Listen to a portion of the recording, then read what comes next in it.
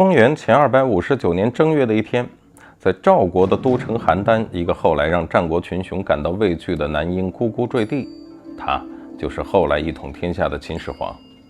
秦始皇又叫嬴政，称祖龙，他13岁登基，22岁亲政，8年积攒，10年征战，终于一统天下。他开创了中国历史上第一个大一统的王朝——大秦帝国。有人说他是暴君，可他在位的37年里，却从未枉杀一位将军大臣。说他苛政猛于虎，他却允许犯人农忙时放假40天，还制定了世界上最早保护人犯权利的法律。说的坑儒，其实呢只是400多个行骗在先的江湖术士。都说陈胜吴广是因为迟到不能活命，所以才揭竿而起。然而根据湖北出土的《睡虎地秦简》记载，秦国当时的法律，如果服徭役的人迟到了，只是罚款而已。他统一了6国，结束了持续100年的战争，给天下带来了安宁。他废分封，行郡县，书同文，车同轨，统一度量衡，兴修水利，造福万民，万里长城护佑华夏。他南征百越，北击匈奴，他推进以法治国。但由于和儒家提倡的以德治天下的思想相悖，所以秦始皇在儒生的眼中就成了逆天而行。这争议和质疑从未远离，而秦始皇嬴政本人的经历却远比我们想象的还要离奇。秦王嬴政的父亲是秦国并不受宠的公子异人，异人早年就被送到赵国邯郸做了人质。当时秦赵两国关系恶化不时发生战争，异人在赵国是备受冷遇。他缺少出行的车马和日用的财物，生活困窘，十分失意。然而不久，一个关键人物出场了，他就是富商吕不韦。当吕不韦途经赵国邯郸时，他立马就看到了异人，也就是秦始皇他爹身上那秦国纯正的王室血脉。凭着商人的敏锐嗅觉，吕不韦意识到这是一笔值得投资的大买卖。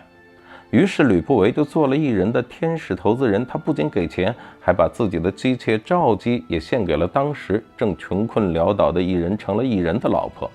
这到了公元前259年的正月，赵姬为异人就生下了儿子嬴政，也就是后来的秦始皇。公元前257年，在嬴政2岁的时候，他爹异人在商人吕不韦的帮助下就逃回了秦国。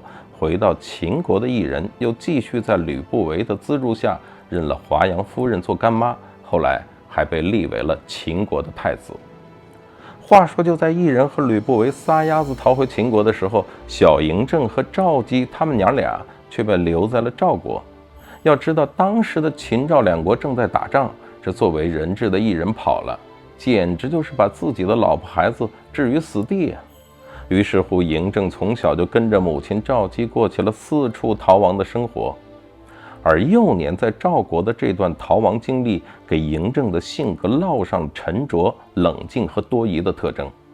公元前251年，嬴政已经9岁了。这一年，他的太爷爷秦昭襄王去世，同年他的爷爷秦孝文王继位，嬴政母子总算是结束了流亡生涯，被接回了秦国。结果他的爷爷秦孝文王1年后服丧期满，亲政后仅仅3天就去世了。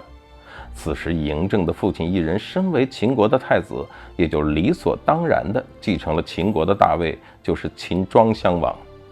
然而秦庄襄王也是个短命鬼，继位后仅3年就病逝了。就这样，在公元前247年13岁的嬴政被立为秦王，生母赵姬被尊为太后。然而那时秦王嬴政年少，还无法掌控朝政，所以秦国上下都是相邦吕不韦说了算。在他等待亲政的9年时间里，嬴政勤奋好学，他在蓄积着一统天下的力量。到了公元前238年，秦王嬴政年满22岁，他开始着手亲政。这一年，他用雷霆手段平定了嫪毐之乱，紧接着又罢免并赐死了权臣吕不韦。从此，权力牢牢掌握在年轻的秦王嬴政的手中。从公元前238年到公元前231年这8年的时间里，秦国的战略方针是积攒实力，徐徐图之。而在此之后，从公元前230年灭掉韩国开始，大秦几乎以1年半就灭掉一个国家的速度，先后消灭了赵、魏、楚、燕，最后才灭了被远交近攻哄得团团转的傻狍子齐国。赳赳老秦用10年的血战，陆续兼并了6国，并在占领的区域设置郡县，只属于秦王。从此，中华大地结束了贵族王侯专权的王国时代，进入了君主专制的帝国时代。李白有诗云说：“秦王扫六合，虎视何雄哉！挥剑绝浮云，诸侯尽西来。”秦王嬴政灭6国后，他以自己功盖3皇、极超5帝为由，自称始皇帝，是为秦始皇。他还把朕这个原本人人都可以用的自称呢，变成了皇帝专用。他用种种的行为宣示世人，天下已经不再是以前那个天下了，世界已经焕然一新了。此后，他在全国范围废分封，置郡县，更是车同轨、书同文，统一度量衡，统一货币。他不仅要国土的统一，更要文化的统一、思想的统一和经济生活的统一。他要让天下百姓真正实现大融合。正是有了这些统一，后世的中国人才有了彼此真正的认同感和归属感，才觉得自己是中华民族的一份子。中原一统后，秦始皇又开始驱除外虏。他派蒙恬率军30万北逐匈奴，接着又先后派屠睢、赵佗南征百越。接下来，秦始皇开始巡游天下，从公元前220年开始，到公元前210年，10年之间5次巡游。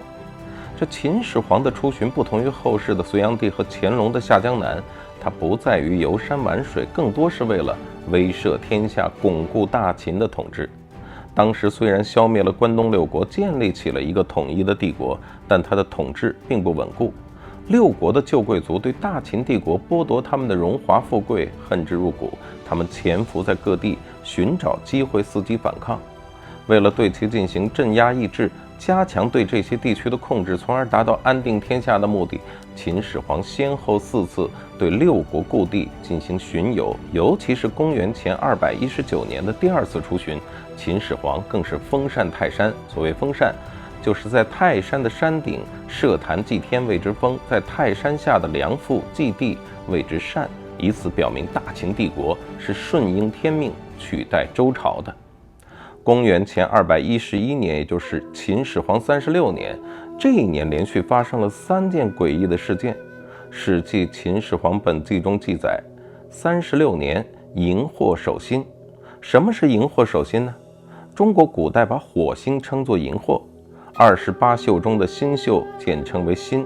心宿就是现代天文学中的天蝎座，主要由3颗星组成。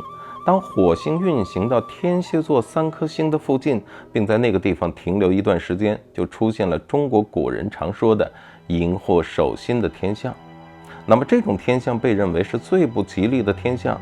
天蝎座的3颗星中间最亮的一颗代表皇帝，旁边2颗，一颗代表太子，一颗代表庶子。荧惑守心的出现，在古人看来就意味着轻者天子要失位，严重的就是皇帝要死了。秦始皇听到这个消息，别提有多闹心了。那紧接着又发生了一件怪事，当年有一颗流星坠落到了东郡，陨石落地并不可怕，可怕的是陨石上面刻的字“始皇帝死而地分”。这7个字非同小可，它代表着上天的旨意，预示着秦始皇将死，同时也预示了大秦帝国将要灭亡了。秦始皇得知后震惊不已，立刻派御史到陨石落地处逐户排查刻字之人，结果一无所获。愤怒的秦始皇下令处死这块陨石旁所有的人家，并立即焚毁这块刻字的陨石。人死了，石焚了，但是秦始皇心中的阴影并没有随之而去。这还不算完，那这年秋天又发生了一件不可思议的事。一位走夜路的使者从东经过华阴，突然有一个人手持玉璧将其拦住。他对使者说：“请你替我把这块玉璧送给好持君。”还对使者说：“今年祖龙死。”使者莫名其妙急问他是什么意思，但是这个奇怪的人留下玉璧，没做任何解释，转眼就消失在了茫茫的夜色中。秦始皇听到消息后，第一反应就是这句话中的祖龙指的应该是自己。随后发现这块玉璧竟然是公元前219年他巡游渡江之时祭祀水神而投到江水中的那块。10年前祭祀水神的玉璧，怎么又被一个不明身份的人给送回来了呢？最怕祸不单行，这1年之中连续发生3件怪事，闹得秦始皇心里十分不安。他为这些事儿专门举行了占卜，得出的结果是出巡和迁徙百姓才能趋吉避凶。于是秦始皇下令迁徙3万户人家到北河渝中地区，并且给每户迁徙户赠了爵位，并在公元前211年开始了他的第5次出巡，这也是他最后一次出巡。这一次，秦始皇先到了洞庭附近，然后又经长江钱塘过淮河到平津时，秦始皇就病重了。到了公元前210年，秦始皇病死在他第5次东巡途中的沙丘宫，享年50岁。秦始皇死后，被埋葬在陕西省西安市临潼区向东5公里处骊山北路的秦始皇帝陵。它是中国历史上第一个规模庞大、设计完善的帝王陵寝。它的南方是骊山，北面是渭水。从卫星照片上看，骊山到华山像一条龙，而秦始皇帝陵就位于龙眼睛的位置，这就是画龙点睛。秦始皇帝陵的整体规模非常大，除了兵马俑坑，还有石甲胄陪葬坑，以及供始皇帝娱乐的百戏俑陪葬坑、青铜水琴坑等等。就这样，在众多官署、兵马以及各类服务机构的簇拥下，秦始皇的陵墓居中而建。《史记·秦始皇本纪》中记载说，秦始皇陵穿3泉下铜而治国，宫观百官，奇器异怪，席满藏之，以水银为百川江河大海，激相灌输，上具天文，下具地理，以人于高为主，夺不灭者久之。就这样，秦始皇陵和各类陪葬坑共同形成了一个功能完备、形同真实世界的超级陵园。这就是千古一帝秦始皇为自己打造的永生的地下帝国。我们纵观秦始皇的一生，他13岁登基，22岁亲政，在历代秦国先王筚路蓝缕和世世代代老秦人刀山火海为国捐躯6世余烈的基础上，39岁灭6国，一统天下。从此，大秦帝国的威名远播，天下皆为秦。特别是由东向西，沿着亚欧大陆丝绸之路，秦之强，秦之威不胫而走。西方各国都称这个东方大国为 Qin。秦古音作 Chin，China 是在 Chin 后面加了一个字母 A， 用以表示地域，比如非洲 Africa、美洲 America 等，后面都有一个字母 A 的后缀。秦是中华中国在西方世界固化了的文字符号，也是中华中国永久的国际代名词。虽然秦始皇创建的大秦帝国只存在了短短15年的时间，然而他的威名却在世界历史中留下了不可磨灭的印记。作为中国历史上的第一个皇帝，对于秦始皇的争议一直都是存在的。有人说他横征暴敛、残虐无道是暴君，也有人说他开疆拓土、创立郡县制、统一华夏，有不世之功，是明君。然而，正如明代心学大家李治说，始皇出世，李斯相之，天崩地彻，掀翻一个世界，是圣是魔，未可轻易啊。秦始皇这个生前只活了50岁的帝王，死后却被评说了2000多年。是非功过早已不重要，重要的是能在中国历史上活跃的如此长久之人，只是皇帝一人而已。